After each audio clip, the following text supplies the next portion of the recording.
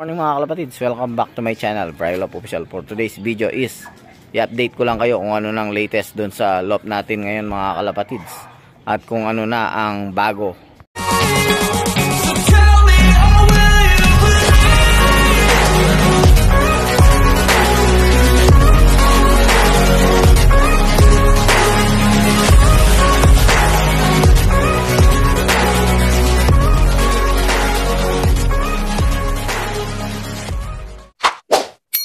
Mga kalapatids, last natin na pinakita yung day 20 ng loft natin mga kalapatids. Bali may mga nadagdag naman pero mailan lang mga kalapatids. Pero papakita ko na din para ma-update kayo mga kalapatids. Yan ang loft natin ngayon mga kalapatids. At tingnan nyo, napakalaki na ng loft natin. Ayan mga kalapatids. So, ngayon aakyat tayo sa loft mga kalapatids. Titingnan natin kung ano na yung update ngayon doon mga kalapatids. At kung ano yung mga nabago at ano yung nailagay na mga kalapatids. Bali dito sa baba ganun pa rin, istakan pa rin to mga kalapatids, kaya lang nakabrid yung mga ibon natin. At itong dalawa lang nandito mga kalapatids. Ito nga, nadagdagan siya ng paa dito, yun o, paanong bagong loft. Bali kung napapansin nyo, dalawa yung tubo dyan, yung isa baka dun sa isa at nilock na lang natin mga kalapatids. At yun, akit tayo sa taas mga kalapatids. Then dito tayo sa second floor. Ayan. Ayan yung second floor natin mga kalapatids. Dito nga sa second floor, dito yung mga pinag-i-sprint natin pero wala tayo ngayon dahil nawala nga si 47, dito siya.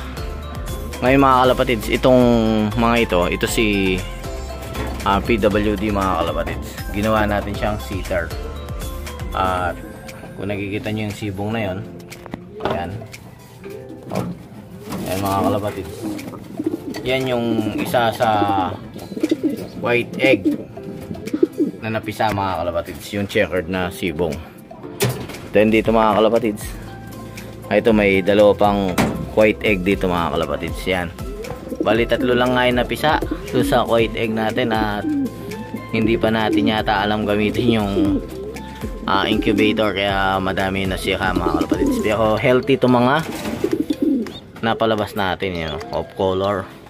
Hindi natin alam yung bloodline ng mga yan mga kalapatids. Si Sir Paul na ang may alam dyan. Then dito pa rin is itong sa baba, flyers loft pa rin, kaya lang wala ngang nakalagay yung mga breeder natin mga kalapatids.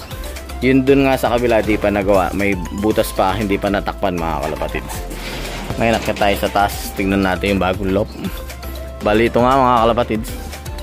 Yan, kung napapansin nyo, dating dating kulay gray tapos white, pinintuhan ko na ng black mga kalapatids. Yan, mga black na yan, oh. Then pati itong natin, gray din yan, pinintuhan ko na din ng black and white to mga ito mga kalapatids. Ayan, oh. Bali napintuhan na nga sila, ayan, oh. Pero hindi pa natapos mga kalapatids. At ito, ayan, napintuhan na din. Ayan, napintuhan na din yan. Kaya kung napapansin nyo mga kalapatids, dating blue and white to, pinalitan na natin, ginawa na natin green para tumirno sila. Yan, pakayas na sila mga kalapatids. Oh, green na sila. Then mga kalapatids, pinintuhan na din natin tong mga tusok-tusok, pati yan hanggang dun mga kalapatids. Bagong pintuha yan mga yan, yung mga tusok-tusok na yan, bagong pintuha lahat yung mga yan mga kalapatids. Yan, oh. Then yung may plug na tayong pinagawa mga kalapatids, nandun sa motor. Mamaya papalagay natin kay Carlo dahil nasa school pa si Carlo at medyo mabigat tayo, baka mamaya makuha yung yero, makupit pag tayong umakyat mga kalapatids. At ayan, nalagay na din tong, napintuhan na din tong dito mga kalapatids. Ayan, napintuhan na din tong bagong loft natin. Ayan nga, white din. Then kung napansin nyo mga kalapatids, nakalagay na yung salamin, pero aalisin pa rin natin yan dahil pipintuhan natin yung salamin na yan. Then napansin nyo may bakal siya dito mga kalapatids. Nung dati ang nangyari kasi medyo gumagalaw siya dito sa dulo. Ang inisip ko kasi pag madami yung ibon, baka may hirapan siya, mabigat dito, mabasag yung salamin, no? Punta pa sa mata natin yung bubog. Kaya shinor ball na natin, nilagyan na natin ng ganyan mga kalapatid. At yun, napintuhan na din, pero may mga retouch pa yung mga pinagpintuhan nga mga kalapatid. Yun na yung mga pipintuhan. Pero ito mga dito napintuhan na. Then ito yung waiting area natin mga kalapatid. So, yan waiting area natin, oh. Napintuhan na din halos yan mga kalapatid. O yan. Itong dito pinintuhan ko na din yan. Yan, pintuhan na din itong dito mga kalapatid. Then ito yung sa loob. Ayan, oh. Then nalagay na din yung flooring. Ito yung takip mga kalapatid. So, oh. Ayan. Tingnan nyo mga kalapatid, gaano kay smooth pagbukas. So, ayan, oh. One finger. Ha? Ayan mga kalapatid. Nandito nga yung mga gamit natin dahil di pa natin ginagamit. At ito nga, nakalagay na nga yung flooring nya.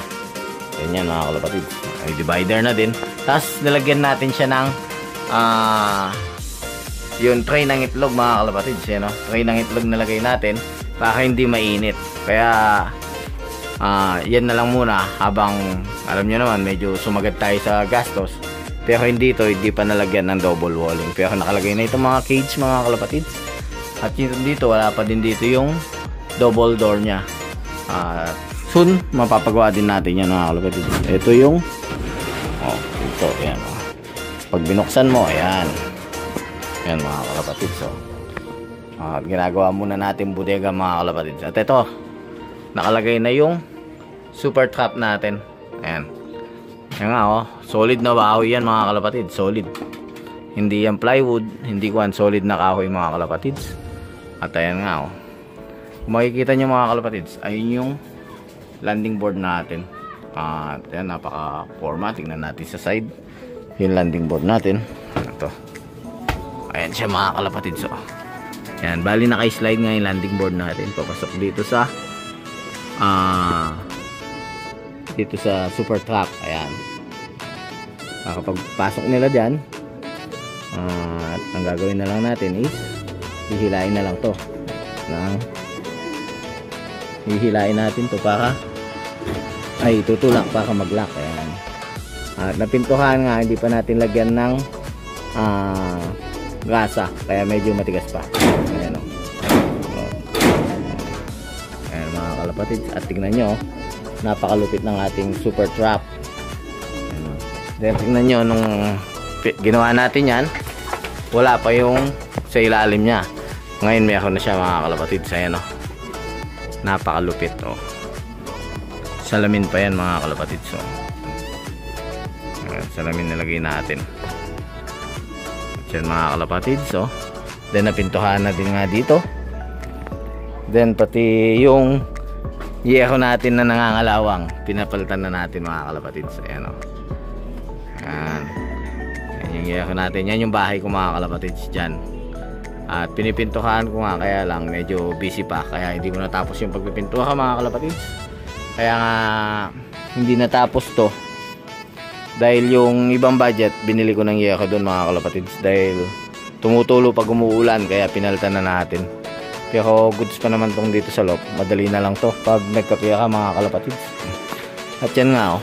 Then dito, ayan, naka metal packing, naka kisame na din ng spandrel mga kalapatids. Then dito sa susunod yan, ito ililipat natin dito mga kalapatids. Then yung mga picture ng mga overall champion natin, lalagay natin dito sa gilid ko ba dun din sa kabila mga kalapatids. Ang latest sa loob natin, wala, ganyan na muna. Pagdating ng mapapatapos din natin yan mga kalapatids. Hindi lang natin pwedeng biglayin, talagang wala na tayong panggastos mga kalapatids. Kaya yun, sa susunod pag nagka-budget tayo, itutuloy na natin mga kalapatids, or baka pag-practicean natin double walling mga kalapatids. Okay mga kalapatids, yan ang update sa dream loft natin mga kalapatids. At yun mga kalapatids, sa mga di pa nag-subscribe, please subscribe, like, and share Barry Love Official, and hit the notification bell para laging updated sa akin channel. Okay mga kalapatids, bye. I can fly.